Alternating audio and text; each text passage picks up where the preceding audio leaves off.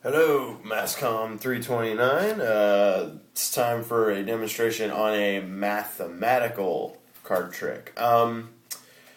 So again, math tricks, they can get a bad rap sometimes because people think math and they get scared off. They think it's boring or whatever.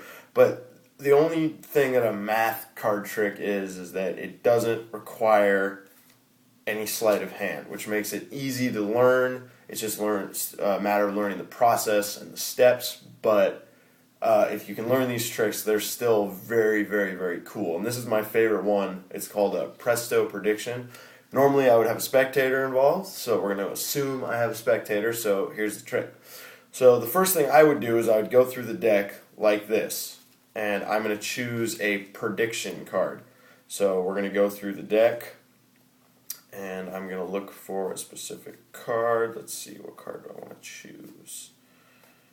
Let's see, okay, that card. Okay, so this is my prediction card. We will actually see the card later in the trick, but for now, that's the prediction card.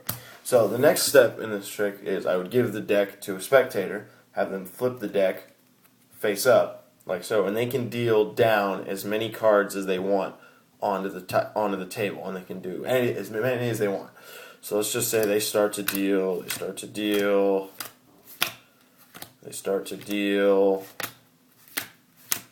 and they could stop there, they could stop there, they could stop there, they could go back, whatever they want to do. So let's assume they stop right there. So now we have two piles. We have the pile that they dealt from and the pile that they created. So the next step in this trick would be I'd have them choose a pile. So say they choose this pile, the pile that they dealt from. So they'd take this pile and they'd flip it face down, and I'd take my pile and I'd flip it face down. So what I'd tell them to do is, since they chose the pile that they dealt from, would be to flip the top card over.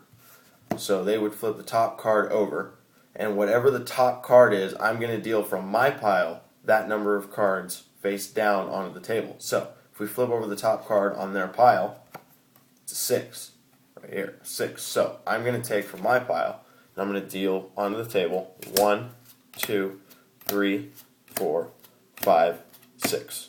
Okay, so we take the 6th card, put it next to my original prediction card. Now, the point of this trick is to match two cards, and I chose a random card out of the deck to start with, and then through the process I just went through, I hopefully was able to match it. So I selected at the beginning of the trick the 4 of hearts. And like I said, the trick will allow me to match a card in number and in color. And through the process that I went through with the spectator, they've selected the 4 of diamonds. So there you go. 2 cards that match in number and in color. I will have the explanation for this trick next week.